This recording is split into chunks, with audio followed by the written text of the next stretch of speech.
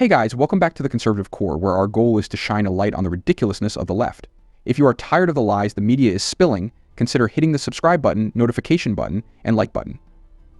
Also, if you're voting for Trump, let me know in the comments below. So RFK Jr. just dropped a political bombshell by suspending his campaign and throwing his weight behind Donald Trump. This isn't just an endorsement, it's a full-on alliance. RFK Jr. and Trump are now united against the very swamp that's been suffocating America. They've had intense discussions and found common ground on some major issues, like ending forever wars and taking on Big Pharma. This is a game changer that is already shaking up the entire 2024 election. And like we predicted on X, this is going to have a huge ripple effect. So a day or so after RFK Jr. dropped out, he joined him on stage in Arizona. The crowd went wild as RFK Jr. stood beside Trump, showcasing a unity that seems to be gaining more momentum by the day. Now, RFK Jr. also told media that he predicts that more is coming and more Dems will be backing Trump, and well, he was right. Take a listen. Today I'm honored to officially welcome another true American patriot, a 17-year veteran of the Hawaii Army National Guard, a 4-term Democrat congresswoman, very, very popular, the former vice chair of the National Democratic Party and a 2020 Democrat candidate for the United States presidency. You know, she was a very good candidate. Every time she ran, she was good. She did well.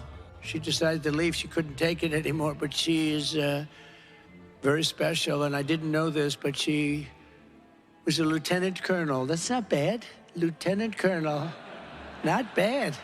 I didn't know that. You know, I just found out. I said, put it down. You got to put that down. That's bigger. That's better than all the other stuff I read. But no, she's a special person. She's got great common sense, great spirit. She loves our country, and she loves the people in this room. Tulsi Gabbard. Tulsi, please.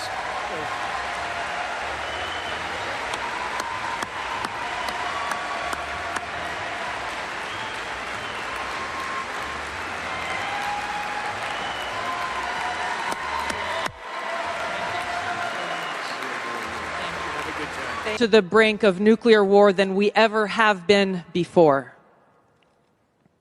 This is one of the main reasons why I'm committed to doing all that I can to send President Trump back to the White House where he can once again serve us as our commander-in-chief.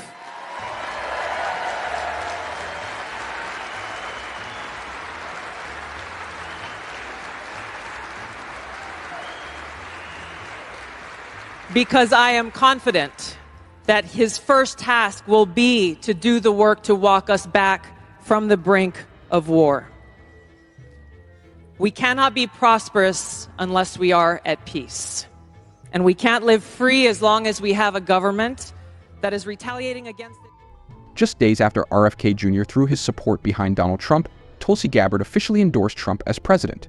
Tulsi Gabbard, a staunch opponent of endless wars, made it clear that her backing is driven by her belief that Trump will prioritize keeping America out of conflict. She emphasized her commitment to ensuring Trump returns to the White House to walk us back from the brink of war. This endorsement adds even more momentum to Trump's campaign, signaling a growing coalition of high-profile supporters who are Democrats. The truth is, the Democratic Party has undergone a significant transformation, shifting away from its roots as the party of anti-war and civil rights.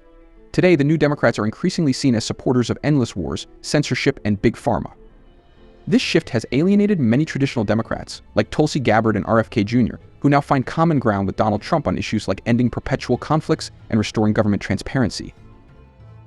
The Democratic Party has radically changed from the days when it championed civil rights, stood against authoritarianism, and opposed endless wars. Today's Democrats seem more aligned with Big Pharma, Big Tech, and the military-industrial complex.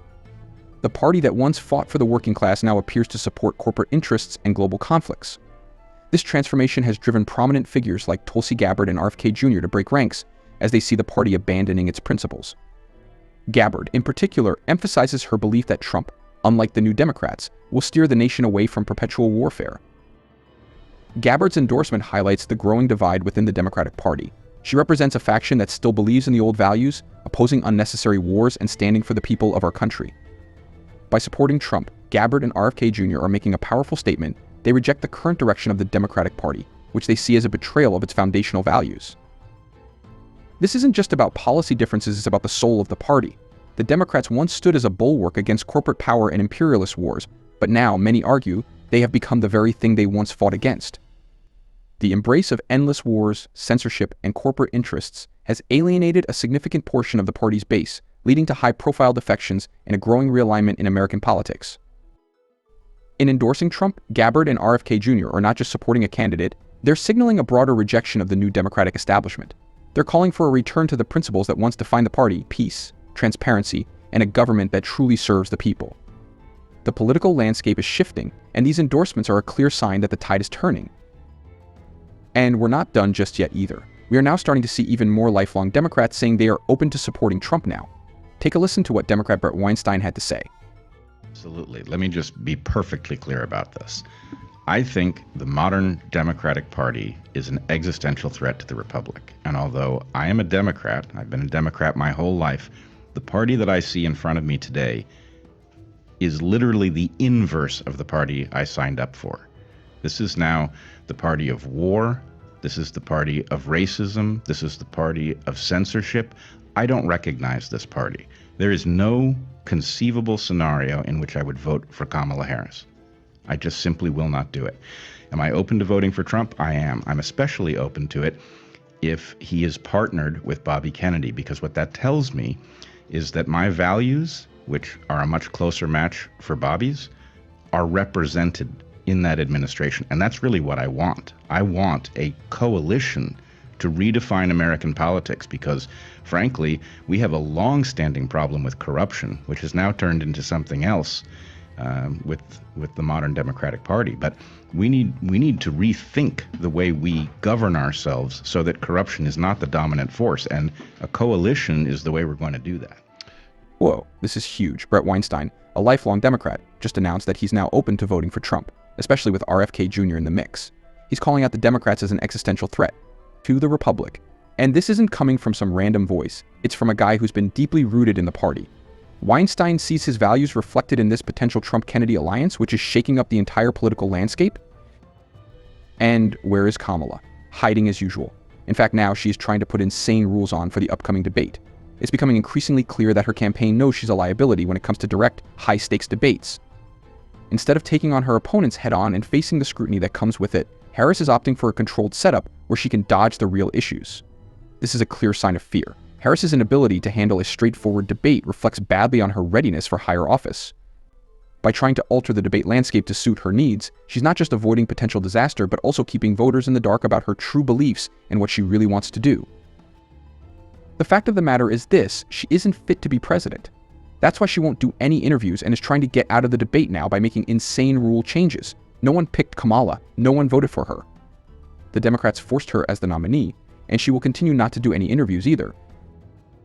Not unless she's allowed to script them, or knows which questions are coming, so she can prepare a baloney response. She cannot do unscripted interviews, and that is because the real her comes out, which includes uncomfortable laughing and saying stupid stuff like the pandemic killed 33% of the US population. We're in the middle of a crisis caused by this pandemic that is a public health crisis.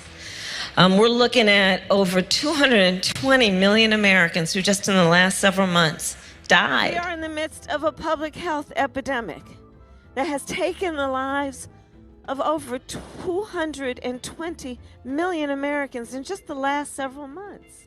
Well, that's all I got for this one. Thanks for watching, and make sure to subscribe, hit the notification bell, and like this video for more conservative news daily. See you in the next one. Baloney.